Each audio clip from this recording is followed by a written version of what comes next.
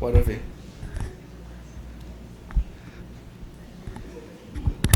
Oi, som. Bom dia a todos.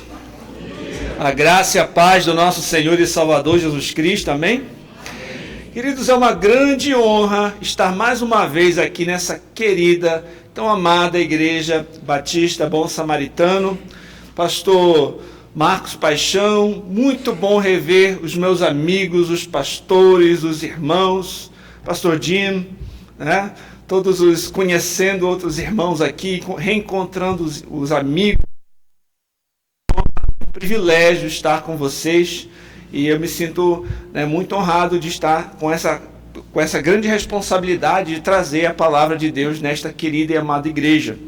O irmão Teixeira, quando ele orou agora, ele falou algo interessante. Ele diz: o Senhor tem nos abençoado mesmo em meio às nossas tribulações, mesmo em meio às nossas lutas, às nossas dificuldades. Isso tem um pouco a ver com o que eu vou falar hoje. O título da nossa mensagem hoje é Carta a uma Igreja Fiel. Eu peço que você abra a sua Bíblia em Apocalipse, no capítulo 3. Nós vamos considerar hoje os versos de 7 a 13.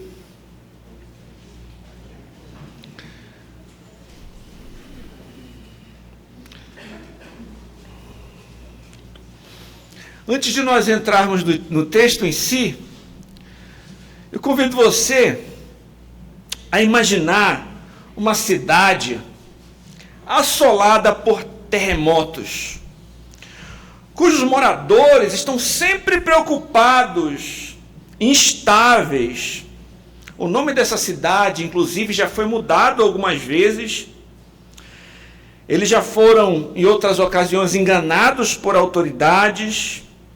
Ali, um contexto de idolatria. Além disso, há uma perseguição aos cristãos daquela cidade por meio de uma comunidade judaica daquele local. Mas ainda assim, mesmo em meio a todo esse contexto conturbado, há uma igreja fiel.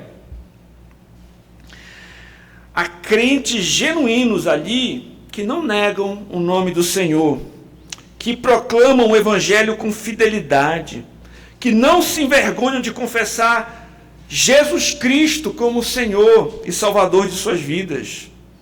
O Senhor envia então uma mensagem para essa pequena igreja, na qual ele não faz nenhuma crítica, como nós vemos nas outras cartas ali, nas outras mensagens às igrejas. Nós encontramos aqui apenas encorajamento. E é sobre essa igreja que nós vamos falar, a igreja de Filadélfia, certo? Eu trouxe essa mensagem, né, de propósito, considerando também esta igreja local.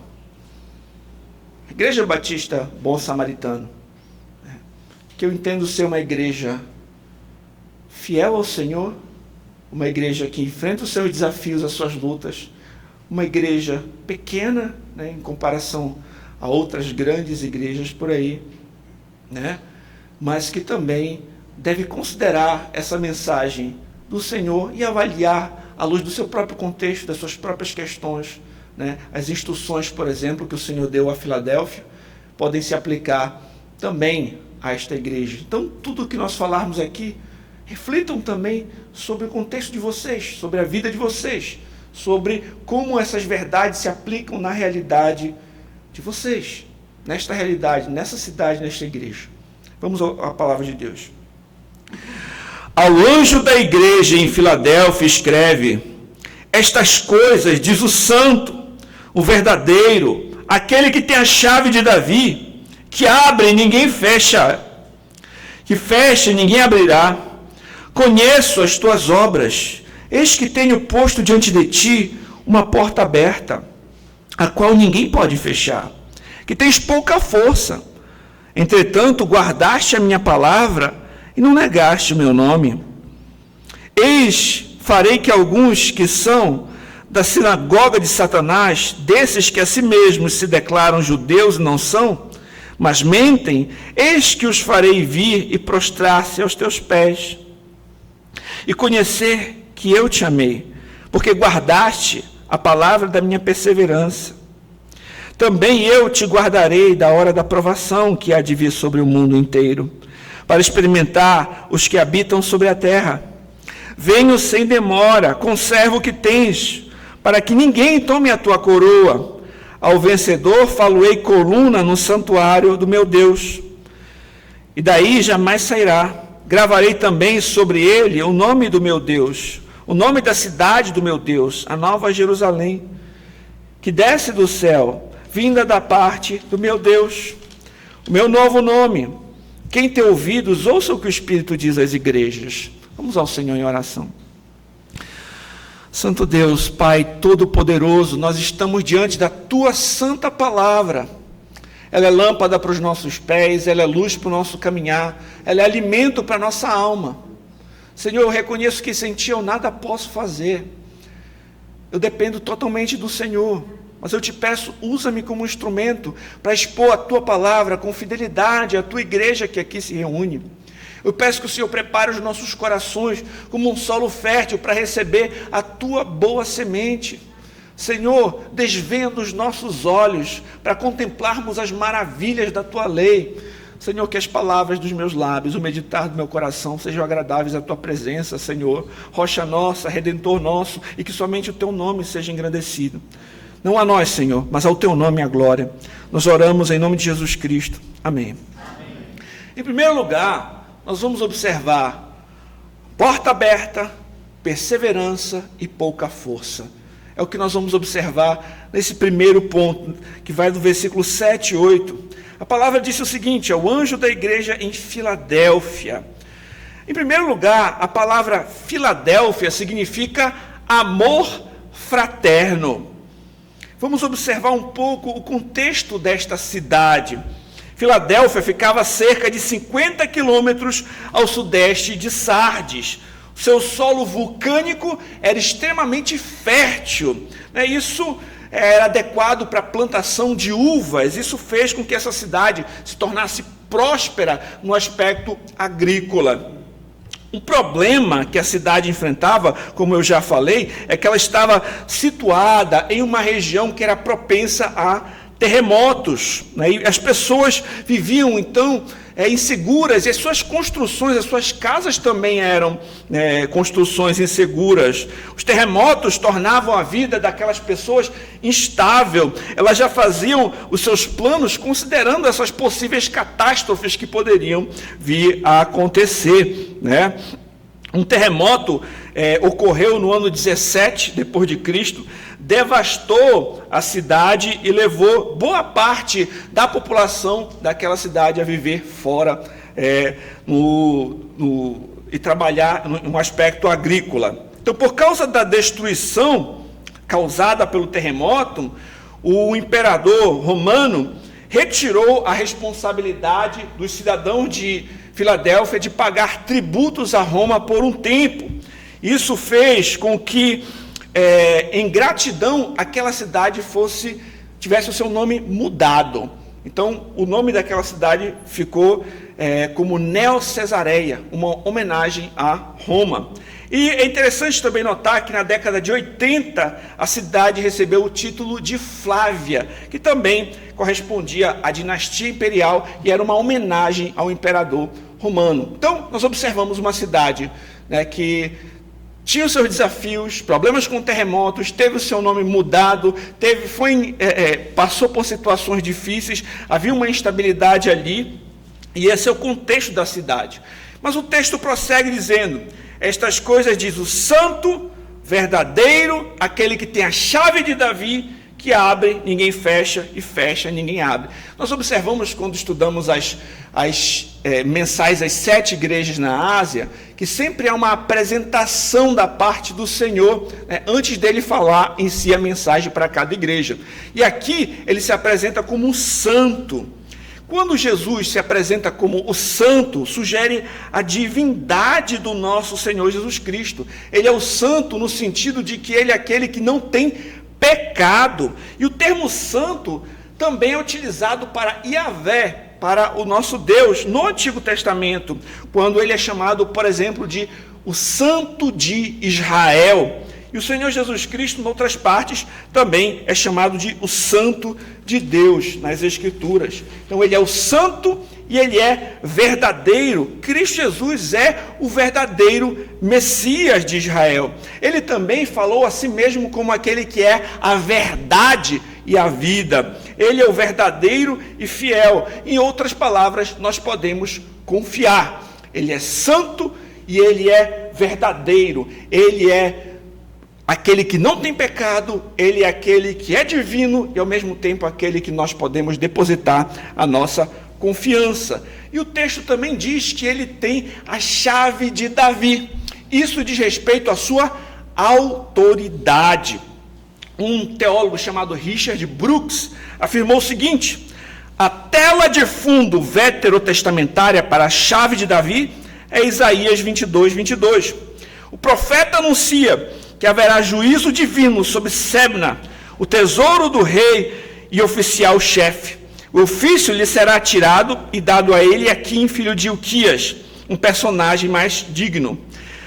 E assim, este poder da chave comunicava autoridade para determinar quem entraria na presença do rei e a quem isso era permitido.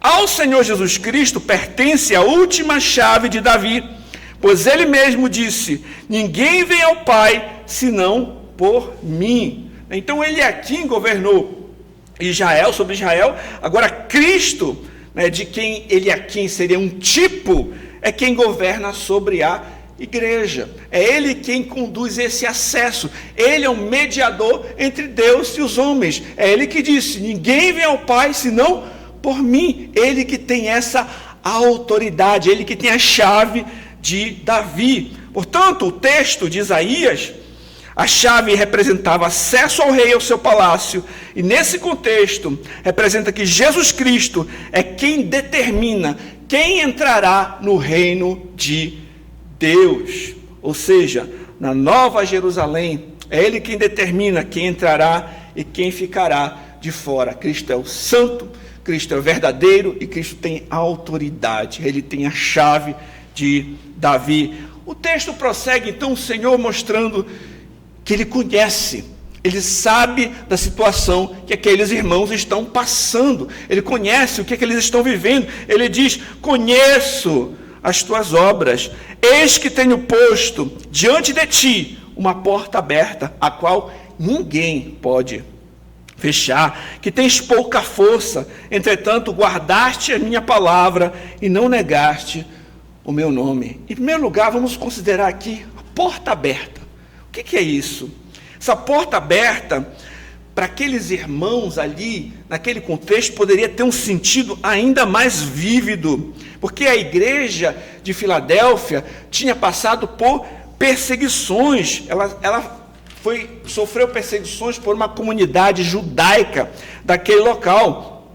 Um teólogo chamado Grant Osborne disse o seguinte: os judeus haviam provavelmente excomungado os cristãos de Filadélfia da sinagoga, com todo o mundo judaico, mas a expressão afirma inequivocamente que somente Cristo, não esses judeus, tem autoridade, somente Ele pode abrir e fechar as portas do céu. Além disso, os judeus excluíram os crentes das sinagogas, mas Cristo excluirá os judeus do reino eterno de Deus. É claro, aqueles que não se arrependerem e não querem Cristo. Em outras palavras, embora os crentes de Filadélfia tivessem sido expulsos das sinagogas, as portas fechadas para eles, Cristo tem aberto uma porta do reino que ninguém pode fechar. Além disso, meus irmãos, uma porta aberta nas Escrituras também pode se referir à oportunidade para a pregação do Evangelho. Isso é muito claro nas Escrituras. Deus, meus irmãos, é soberano na obra da salvação, porque Ele abre as portas e tranca as portas para o serviço. A porta que Deus abre também pode dizer um estímulo aos cristãos para proclamarem o Evangelho. Isso também é uma porta aberta. Uma porta aberta também pode significar uma porta aberta para a obra de missões, para a obra de evangelismo.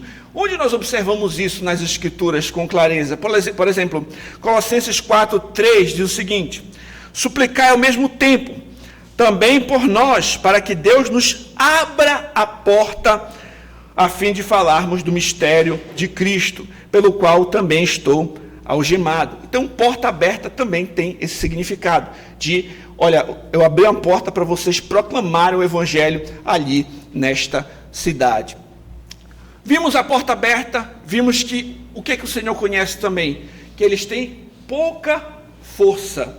Aparentemente, a igreja de Filadélfia era uma igreja pequena, né? Era uma igreja com pouca influência, era uma igreja que era desprezada pelas pessoas, que era perseguida, mas ela era fiel, né? Então notamos que os critérios de Deus, meus irmãos, nem sempre são os nossos, nem sempre são os que a maioria vai observar, que os homens vão observar. Às vezes os homens observam o sucesso, a prosperidade, mas Deus ele vai observar o quê? A fidelidade daquela igreja. É interessante notarmos que na lógica divina, muitas vezes, ela aparentemente é diferente da nossa. As Escrituras vão mostrar que muitos últimos serão os primeiros. As Escrituras mostram que aquele que quiser ser maior, deve ser o servo, se tornar o servo. A Escritura fala que o louco é sábio, que o fraco é forte, que o que chora é feliz, que o perseguido é abençoado, que o rejeitado é amado, que dá é melhor que receber, e que essa igreja, que tinha pouca força diante dos homens, era forte diante de Deus. Às vezes a gente observa, né? Grandes prédios lotados de pessoas, lotados, multidões ali dentro, uma estrutura tremenda, mas quando você ouve o que está sendo dito ali, muitas vezes não corresponde ao que a palavra de Deus diz. E pode ser que numa pequena igreja como essa, a palavra esteja sendo pregada de forma fiel, exposta com fidelidade, e é isso que é importante diante de Deus, a fidelidade. Consideramos também, meus irmãos, a perseverança. O Senhor disse: entretanto, guardaste a minha palavra, não negaste o meu nome. Queridos, eles perseveraram, perseveraram na verdade do Evangelho. Eles não rejeitaram a Cristo, não negaram o seu nome. Pelo contrário, eles honraram, confessaram a Cristo e proclamaram o Evangelho, apesar das perseguições.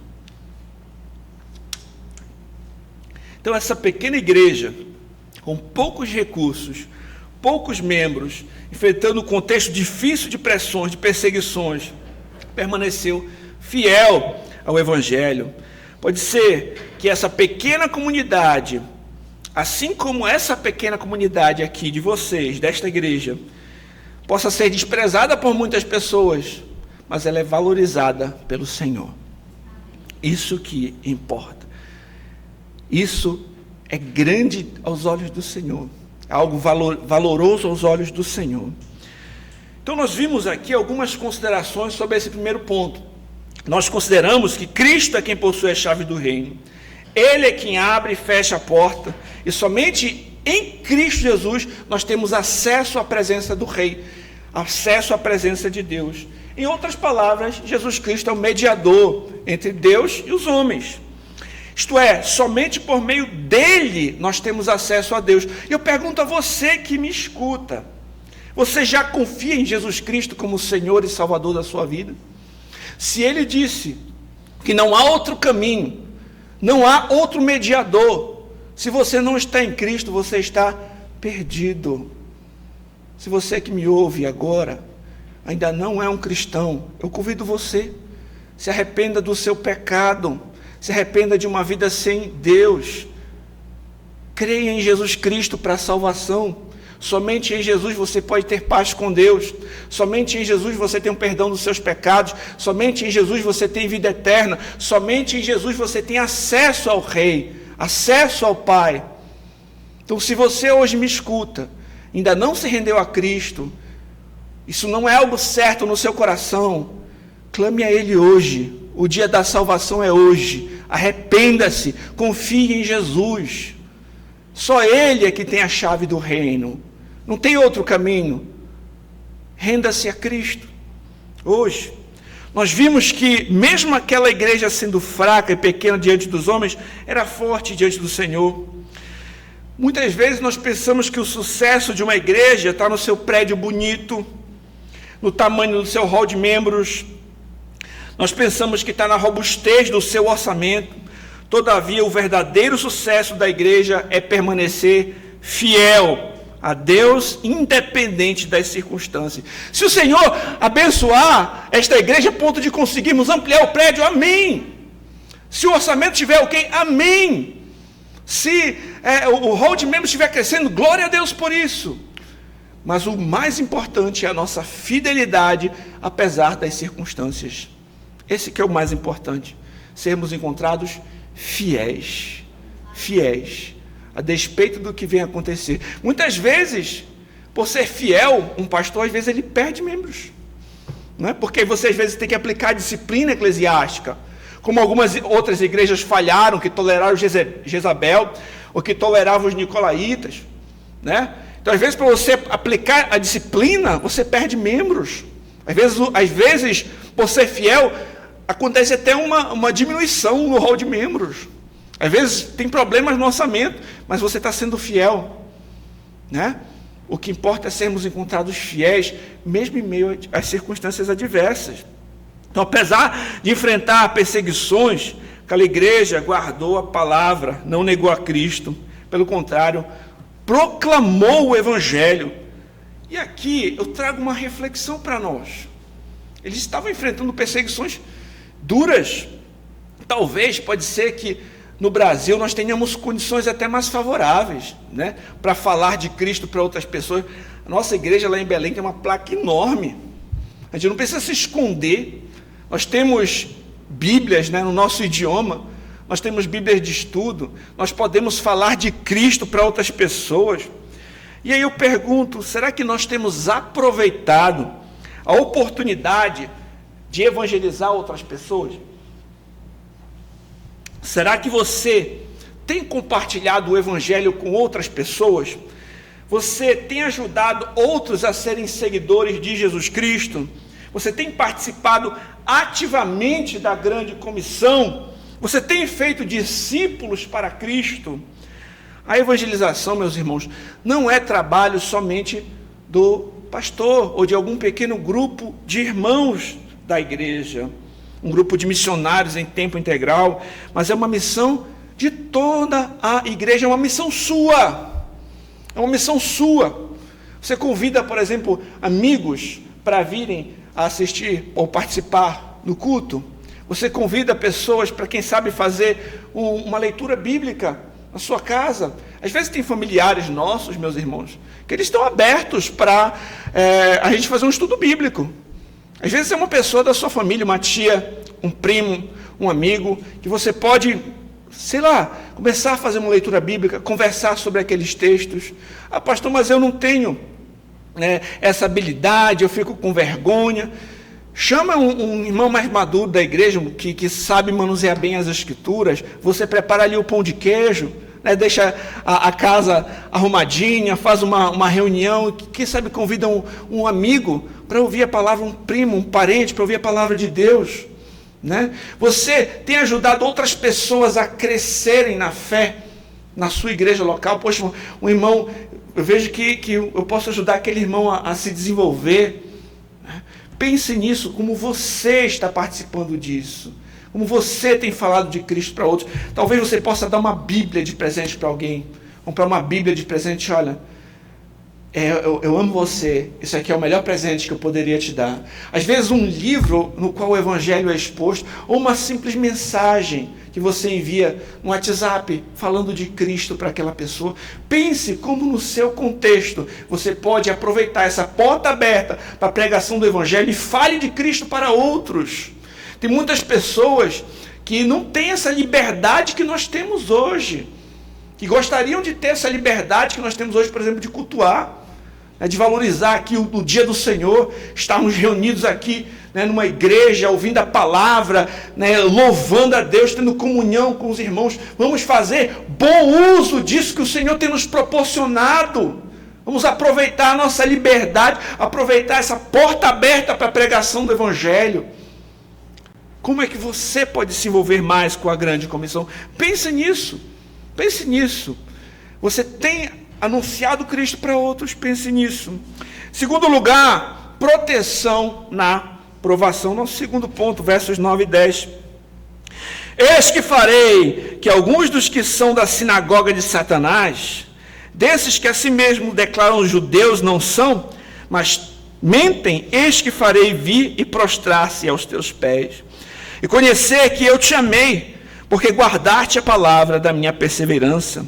Também eu te guardarei da hora da provação que há de vir sobre o mundo inteiro, para experimentar os que habitam sobre a terra. Queridos, começando com essa parte, que ele fala, eis que farei que alguns são sinagoga de Satanás, desses que a si mesmos se declaram judeus e não são, mas mentem.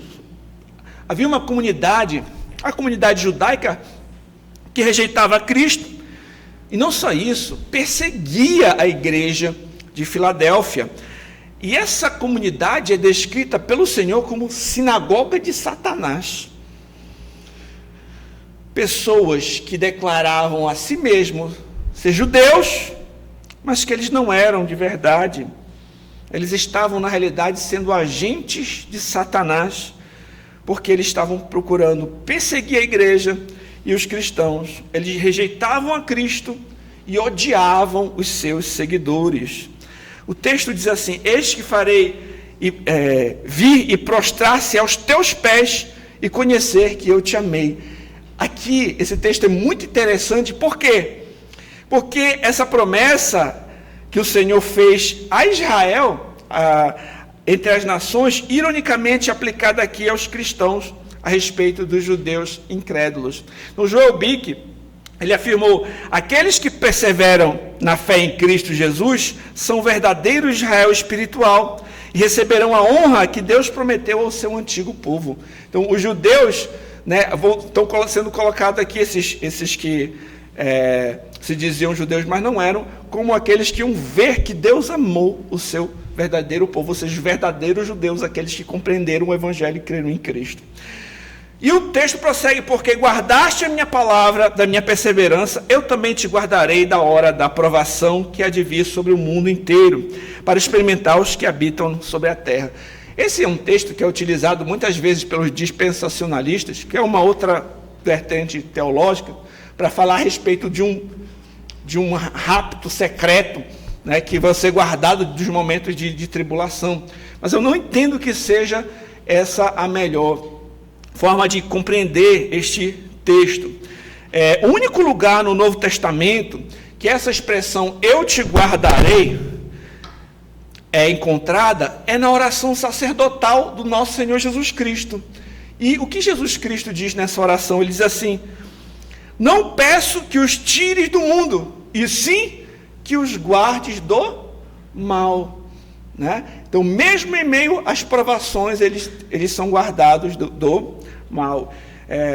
Um teólogo, Shirley Brown, diz o seguinte, para os cristãos, essa tribulação, além de ser uma ameaça à segurança física deles, também será um teste de fé, e com a ajuda do Senhor, eles conseguirão superar.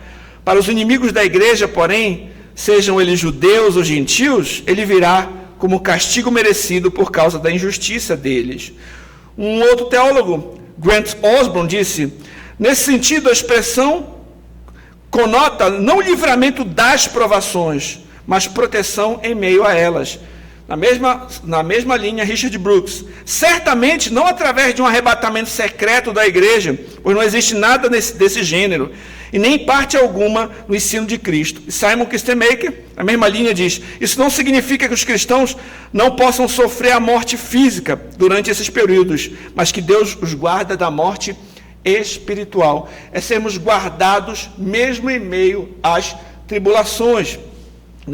O Joel Bick, ele afirmou algo interessante sobre esse texto. Ele disse, o Senhor lhe dará força para suportar qualquer coisa, até mesmo o martírio, se for necessário. Ele dá força para cada hora de provação. Às vezes você implora por alívio, dizendo, Senhor, deixe-me escapar. passe de mim esse cálice, mas ele diz, vá em frente, meu filho, estarei com você durante todo o seu julgamento. Embora você não possa entender ou acreditar agora, embora a provação possa se tornar ainda mais sombria, antes do amanhecer, fique quieto, saiba que eu sou Deus, o Deus de Jacó, está com você. O Senhor estará conosco, mesmo em meio às lutas, mesmo em meio às provações, mesmo em meio ao sofrimento, mesmo em meio à dor que a sua igreja passa. É só nós pararmos e lembrarmos, por exemplo, dos Salmos. Lembra do Salmo 23? Ainda que eu ande pelo vale da sombra da morte, não temerei mal nenhum, porque tu estás comigo. A tua vara e o teu cajado me consolam. Salmo 46, o Senhor é o meu refúgio e fortaleza, socorro bem presente nas tribulações. Nas tribulações nós temos um socorro bem presente, nós temos um bom pastor. Mateus 28, quando o Senhor fala da grande comissão, ele diz, eis que estarei convosco todos os dias até a consumação dos séculos. 2 Coríntios 4 diz assim, por isso não desanimamos, pelo contrário, mesmo que o nosso homem exterior se corrompa, contudo o nosso homem interior se renova dia em dia, porque a nossa leve e momentânea tribulação produz para nós eterno peso de glória, acima de toda comparação, não atentando nós nas coisas que se veem, mas nas que não se veem, porque as que se veem são temporais, as que não se veem são eternas. O apóstolo Paulo, quando ele escreve a sua segunda carta para Timóteo, no finalzinho dessa carta tem uma situação que me lembra muito desse texto, porque ele fala de um amparo do Senhor, mesmo numa situação que ele está totalmente desolado, onde todos o abandonaram. Olha o que ele diz, na minha primeira defesa, ninguém foi ao meu favor. Todos me abandonaram. Que isso não lhe seja posto em conta. E ele prossegue. Mas o Senhor me assistiu, me revestiu de forças, para que por meu intermédio a pregação fosse plenamente cumprida, e todos os gentios a ouvissem, e fui libertado da boca do leão, passando por tribulação, mas sendo amparado pelo Senhor. É isso que o texto diz. Queridos, nós cristãos devemos demonstrar amor a Cristo, obediência à sua palavra, em resposta ao amor de Cristo que já foi demonstrado por nós. A Escritura diz, nós amamos porque Ele nos amou primeiro. Nós devemos demonstrar o nosso amor ao Senhor por meio de um estilo de vida dedicado ao Senhor. Como vimos aqui, devemos procurar as portas abertas para o serviço cristão. Eu digo a você, envolva-se no serviço cristão na sua igreja local. Encontre força no Senhor, persevere em fazer a vontade do Senhor, confesse abertamente Cristo como Salvador, assim como aqueles irmãos fizeram mesmo em meio a lutas. Você tem se envolvido com a sua igreja local, você tem sido uma bênção para essa igreja. Queridos, tem irmãos, uma pessoa envolvida e dedicada na igreja, abençoa a igreja toda. A nossa igreja, a gente tem experimentado isso, tanto para o bem quanto para o mal. Uma pessoa envolvida que quer arregaçar as mangas e servir, abençoa a igreja toda, mas também uma pessoa que dá problema na igreja, prejudica a igreja toda. Uma pessoa que se envolve em contendas, em fofocas, em difamações, uma pessoa que não quer servir, não dá bom exemplo, não quer trabalhar, né? Dá problema também. Que você não seja uma pessoa assim, que você seja uma bênção para essa igreja. Aproveite a oportunidade que você tem de servir, se dedique. O seu trabalho não é vão no Senhor. O seu trabalho nessa igreja local não é vão no Senhor. Você tem que ser uma bênção para a vida dessa igreja. Busque ter um estilo de vida que glorifique a Deus. Envolva-se na grande comissão proclamando o Evangelho, orando para que outros sejam ganhos para Cristo. Um ponto aqui, não desista nem mesmo daqueles seus amigos difíceis. Quando as pessoas não quiserem ouvir as suas palavras, elas não têm defesa nenhuma contra as suas orações. Ore por eles. E se te derem uma portinha, uma abertura pequena, você já lança uma semente. Já fala de Cristo, já dá um presentinho. Pode ser que essas sementes venham a frutificar quando você menos espere. Teve uma irmã da nossa igreja que era muito querida e ela sempre pedia orações nas reuniões pela sua mãe. E ela sempre estava tentando evangelizar sua mãe. Essa irmã veio a falecer. E essa mãe dela, um dia na igreja, me mostrou uma Bíblia que a filha dela tinha dado há mais de 10 anos atrás. E ela, em pranto, disse assim: eu nunca tinha aberto essa Bíblia. E eu estou me sentindo culpada por isso. Dentro da Bíblia tinha uma carta da filha dela que ela nunca tinha lido, falando de Cristo. E a mãe dela, disse que ia se render a Cristo, que ia se batizar e queria servir ao Senhor. A filha nem viu isso. A filha já tinha morrido, mas a semente foi plantada. Pode ser que você nem veja o resultado, mas semeie, fale de Cristo, ore, clame para Deus quebrar os corações duros, para transformar os corações duros, para Deus trazer a conversão. Faça a sua parte, anuncie o Evangelho. Diante de aflições que enfrentamos nesse mundo, temos que nos apegar ao Senhor. Ele está conosco, Ele conhece as nossas lutas, Ele nos fortalece, Ele é o nosso escudo, Ele é a nossa fortaleza, Ele é o nosso castelo forte, Ele é o nosso socorro bem presente na hora da angústia. É Ele que está conosco e nos leva em triunfo para a cidade celestial. Em terceiro e último lugar, nós vemos uma promessa de permanência. Versos 11 e 12. Ele diz assim: venho sem demora, conserva o que tens, para que ninguém tome a tua coroa. Ao vencedor faloei coluna do santuário do meu Deus. Dali jamais sairá. Gravarei também sobre ele o nome do meu Deus, o nome da cidade do meu Deus, a nova Jerusalém que desce do céu, vinda da parte do meu Deus, e o meu novo nome. Quem tem ouvidos, ouça o que o Espírito diz às igrejas. Jesus Cristo virá para consolar o seu povo e para castigar o inimigo. Ele virá em glória e poder também para a consumação. Todavia, ele também vem para socorrer o povo por meio do Espírito diante das provações, diante das situações. Esse mundo aqui é dureza. A gente não está novos céus, nova terra. Nós enfrentamos lutas.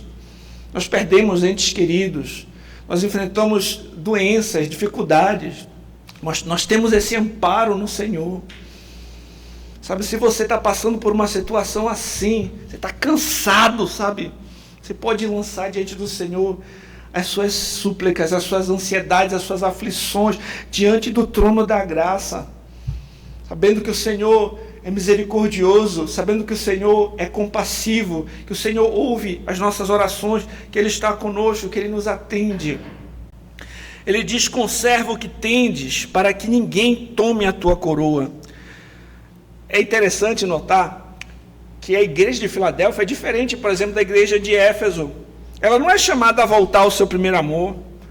Não é dito nenhuma coisa que eles deveriam fazer, além do que aquilo que eles já estavam fazendo. Eles tinham que conservar. Vocês estão firmes? Continuem assim. Conservem. Eles deveriam permanecer fiéis e perseverar no que já estavam fazendo. Isto é, mesmo diante de pressões, eles deveriam ficar firmes. Encontramos aqui um estímulo para perseverança, que é semelhante ao que nós encontramos na mensagem da igreja de Esmirna. Ser fiel até a morte e dar-te-ei a coroa da vida. E o texto prossegue dizendo: ao vencedor faloei coluna, santuário do meu Deus, no santuário do meu Deus, daí jamais sairá. Gravarei também sobre ele o nome do meu Deus, o nome da cidade do meu Deus, Nova Jerusalém, que desce do céu, vinda da parte do meu Deus, um novo nome. Farei dele coluna no santuário do meu Deus. É óbvio que isso não é literal, né? Você não vai ser uma coluna, né? O que isso quer dizer? Meus irmãos, considerando o contexto que nós ouvimos a respeito desta cidade, isso também é mais vívido, não é? Imagina, uma cidade sujeita a terremotos, como Filadélfia, que derrubava as construções, causavam grande instabilidade. Os crentes devem ter recebido bem essa mensagem, de que eles seriam como colunas, que eles permaneceriam de pé para sempre. Em outras palavras, eles teriam estabilidade, firmeza perene junto ao seu Senhor. Pessoas que passavam a vida inteira com medo de catástrofes e terremotos encontrariam segurança no Senhor. Segurança eterna no Senhor. Vocês serão colunas no santuário do meu Deus. Gravarei também sobre ele o nome do meu Deus, o nome da cidade do meu Deus. E de forma semelhante, como nós vimos, o nome daquela cidade já havia mudado. Após a isenção dos impostos, foi mudado para Nova Cesareia, posteriormente para Flávia, para homenagear o imperador.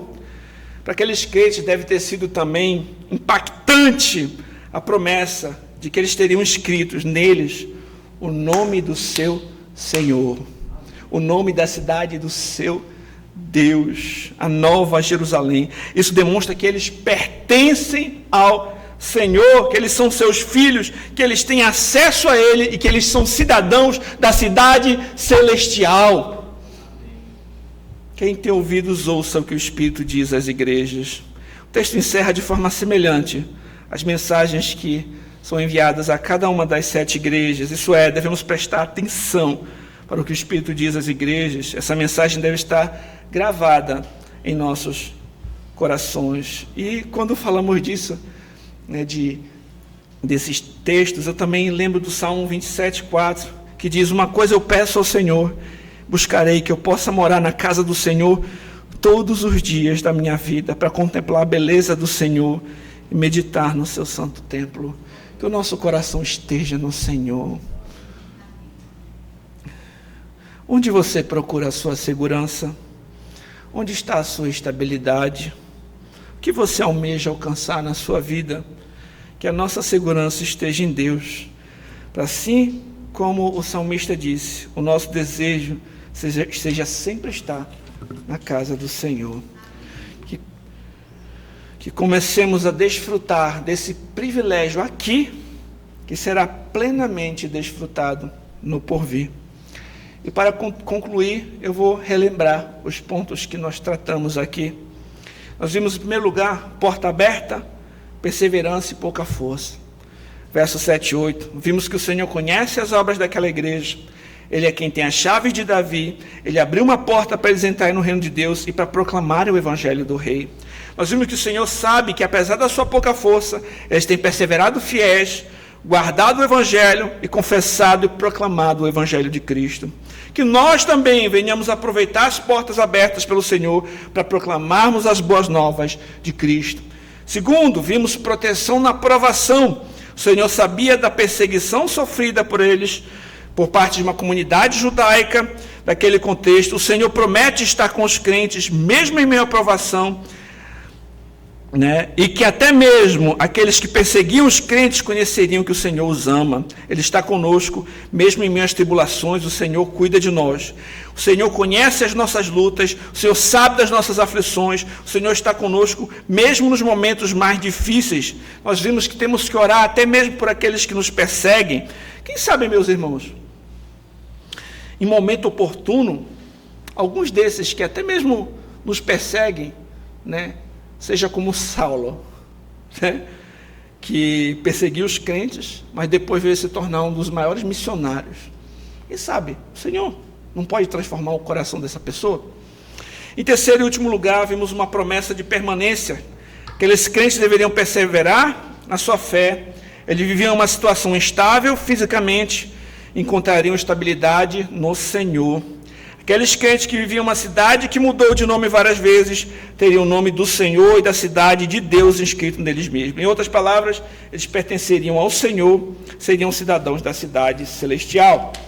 Nós vimos que todos devemos estar atentos à mensagem que o Espírito do Senhor envia às igrejas. Queridos, independente da instabilidade que nós encontramos no mundo, na política, nas finanças, na saúde, nas circunstâncias, nós encontramos estabilidade e permanência no Senhor.